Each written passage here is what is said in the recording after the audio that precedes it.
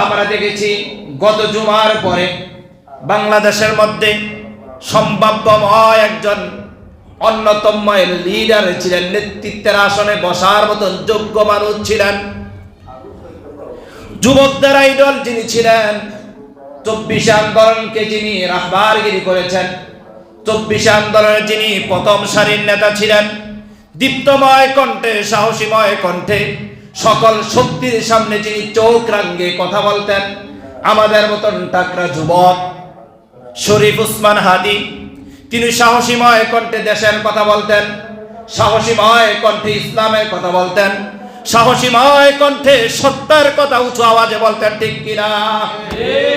যারা নরপিশাচ, যারা ফ্যাসিস্টের দোসর, যারা সমাজের সবচেয়ে ঘৃণিত এবং নিকৃষ্টময় মানুষ, সমাজের কীটপতঙ্গ, জাহান্নামের নরপিশাচরা গত জুমার দিনও জুমার সালাত সুন্দরভাবে আদায় করেছিলেন।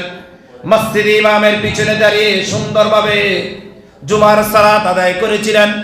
জুমার পরে তার নির্বাচনী প্রচারণার জন্য সে বেরিয়েছেন, নির্বাচনী প্রচারণা সে করেছেন। কিছু নরপিশাচ জাহান্নামের কীটগুলো তাকে গুলিবিদ্ধ করে আহত করেছিল।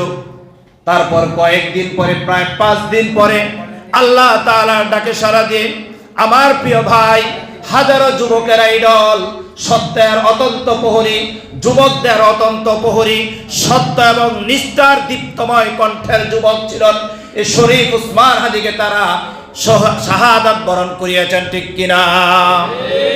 আমার ছেলেদেরকে উসমান হাদির মতন দীপ্তময় কণ্ঠে, বলিষ্ঠময় কণ্ঠে আওয়াজ তুলতে হবে।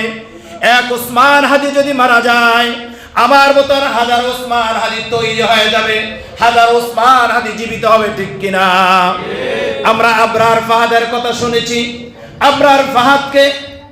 আবরার ফাহাদকে নৃশংসভাবে, পৈশাচিকভাবে তাকে হত্যা করা হয়েছে, নিপীড়ন করা হয়েছে, জুলুম করা হয়েছে। এই আবরার ফাহাদকে যখন পৈশাচিকভাবে জুলুম করা হয়েছে, নির্যাতন করা হয়েছে, নিপীড়ন করা হয়েছে, নিপীড়নের স্টিম রুলার তার উপরে ওই সন্ত্রাসীরা যখন চালিয়েছে, এ আবরারকে দেখে দেখে এ উসমান হাদি তৈরি হয়েছে, ঠিক কিনা? এ আবরারকে দেখে সাদিক কাইয়ুম তৈরি হয়েছে, ঠিক কিনা? এ আবরারকে দেখে দেখে শাহাদাত বরণ করেছেন 24 আন্দোলনের সময় শহীদ আবু সাইদ বুক পেতে দিয়েছিল আবরারকে দেখে, ঠিক কিনা?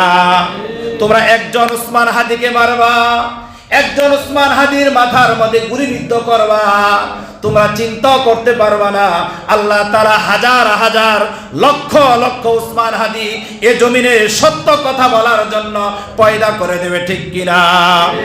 উসমান হাদির শরীরে বইছিল উসমানের রক্ত, উসমান হাদির শরীরে বইছিল শাহজালাল ইয়ামিনী রহমতুল্লাহর রক্ত, উসমান হাদির শরীরে বইছিল খাজা মাইদুদ্দিন চিশতি আল আজমিরি রহমতুল্লাহর রক্ত, উসমান হাদির শরীরে বইছিল হযরতে উমর রাদিয়াল্লাহু তাআলা আনহুর রক্ত, উসমান হাদির শরীরে বইছিল আমাদের সকলের কোরআনের পাখি আল্লামা দেলোয়ার হোসেন সাইদি রহমতুল্লাহর রক্ত, ঠিক কিনা? এক দেলোয়ার হোসেন সাইদিকে তারা হত্যা করেছে, হাজার হাজার দেলোয়ার হোসেন সাইদি তৈরি হয়েছে। এক আবরারকে তারা হত্যা করেছে, হাজার হাজার আবরার তৈরি হয়েছে। এক উসমান হাদিকে তারা হত্যা করেছে, শাহাদাত বরণ করেছে, হাজার হাজার উসমান হাদি জমিন থেকে বের হবে, ঠিক কিনা?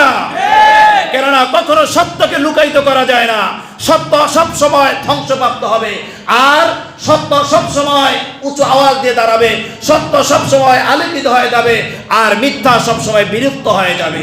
আল্লাহ তাআলা বলেন, বিসমিল্লাহির রহমানির রহিম, ওয়াকুল জাআল হক ওয়াজহাকাল বাতিল, ওয়াকুল জাআল হক ওয়াজহাকাল বাতিল, ইন্নাল বাতিলা কানা যাহুকা। চিৎকার দিয়ে বলছি আল্লাহু আকবার, আল্লাহু আকবার। পৃথিবীর যত নরপিশাচ রয়েছে, পৃথিবীর যত স্বৈর শাসক রয়েছে, পৃথিবীর যত ক্ষমতাধর শাসকরা রয়েছে, তারা চেয়েছিলেন ইসলামকে মিছিয়ে দিতে, সত্যের বাতিকে তারা নিভিয়ে দিতে, কিন্তু তারা সত্যের বাতিকে নিবাহিত করতে পারে না, সত্যের বাতিকে আল্লাহ তারা প্রজ্বলিত করেছে, ঠিক কিনা? আমার ভাই, আপনাদের ছেলে ইয়াংদার ভাই উসমান হাদির জন্য দোয়া করে আল্লাহ তাআলা উসমান হাদির কবরকে শাহাদাতের মর্যাদা দান করে উসমান হাদির কবরকে জান্নাতের নূর বানিয়ে দেন, বলছে আল্লাহুম্মা আমিন। উসমান হাদির কবরকে আল্লাহ তাআলা নূরে নূরান্বিত করুক, বলছে আল্লাহুম্মা আমিন। উসমান হাদির পরিবার থেকে হাজার হাজার উসমান হাদিকে আল্লাহ তাআলা তৈরি করুক, বলছি আল্লাহুম্মা আমিন। উসমান হাদিকে আল্লাহ তাআলা শাহাদাত হিসাবে কবুল করুক, বলছি আল্লাহুম্মা আমিন। এজন্য হক কথা বলা বন্ধ করা যাবে না। হক কথা দীপ্তময় কণ্ঠে সাহসীময় কণ্ঠে আওয়াজ তুলতে হবে।